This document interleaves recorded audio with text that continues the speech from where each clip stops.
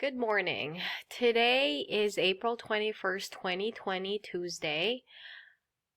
I will talk about the practice activity for the body language. Remember that you guys learned this yesterday. So today you will be practicing identifying and explaining what body language means. So I will show you guys different pictures and you will try to explain what it means. And also you will compare body languages of two different people and explain that. Okay, so let's start with example number one. What does it mean? So look at his fingers, the expression on his face, which is also called facial expression. So I'm gonna give you guys a couple minutes to think about this. Okay, so I said look at his fingers. When someone is doing this, it means that he or she is wishing for something. Since this is a guy, we'll say he wants to happen to actually happen. So let me read this again. He is wishing for something he wants to happen to actually happen. So I know this because when your fingers are placed together in that way, it means fingers crossed. So in Western culture, I would say, especially in North America, fingers crossed means you're wishing for something to happen because you want it to happen. Okay? There's example number two. This one is more universal. It doesn't matter where you live. It means the same thing everywhere. So, look at his hand. Look at the expression on his eyes and face. And then tell me, what does it mean? Like, how do you think he is feeling? Okay, so if you said that he is confused, you are correct. I know this because his hand is on his head. It seems like he's scratching his head because he doesn't know or understand something. Okay, so that's example number two.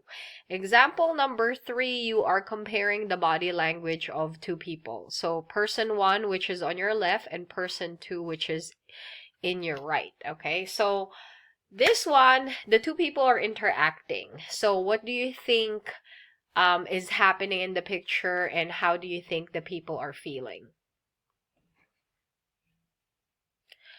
Okay, so let's look at the explanation, okay? So the man on the left, this guy, seems angry or feels defeated. That's why he has his arms up, okay? Arms and hands. I forgot to put hands, but arms and hands up. Let me add that here. Okay. The man on the right side, this guy over here, it seems like he is saying something, maybe negative. That's why this guy feels angry or defeated. So this guy, we know that he is saying something because his arm is extending towards the other man. He's probably saying something about what he has done, the way he dresses, but we know he's saying something about him. Okay, because of the way his arm is extending towards him. So this is another task you will do later on where you are comparing two pictures and identifying and explaining the body language of the people in the picture. So your task, identify what the body language means. So you explain what it means. Example, if you look at the picture, you are explaining that he is confused because, so you give the reason why you think this way, or what do you think the body language means based on what you know. And then you can also answer it this way: he is confused. I know this because. So these are sentence frames you can use when you are talking about what someone is feeling or what someone is doing. Okay, because you can also say, for example, he is talking to the guy because, okay, so you can also say that to talk about the action happening in the picture. So let's look at what you guys have to explain. So the first one is this. So you have to explain what he is thinking or feeling, and how do you know this?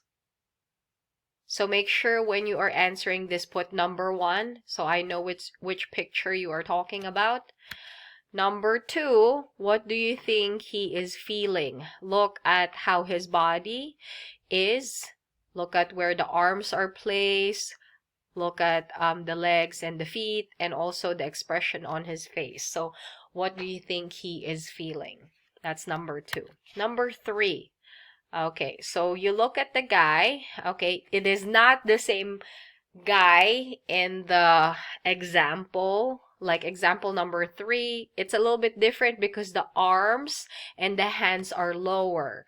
When the arms and the hands are lower, it means something else. For the example that you saw, the arms and hands were higher, which means something else. Okay, so remember that the arms and the hands are lower. So what does that mean? Number 4, what does it mean when someone's hands and elbows are positioned or placed this way? What does that mean? What do you think she is doing, or what do you think she is feeling? Okay, now you have 2 pictures to compare the body language. You will compare the body language of 2 people. So, what are they feeling or thinking? This is number 5. So, what do you think she is thinking about him? What is the guy thinking about whatever he is reading on his phone? So you can tell me what they are thinking or feeling, or both. So this is for number 5. Number 6, what are they feeling or thinking? What does it mean when the guy has his hands together and the arms are on the side? And what does it mean when someone's hands are on their hips, okay, and the shoulders and the arms would say are placed like this? I would say a 90-degree angle.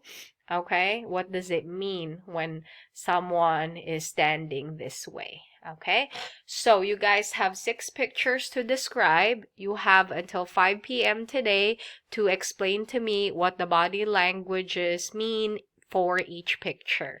If you have any question, you can send me a message. You guys have a good one. I will talk to you tomorrow. Bye.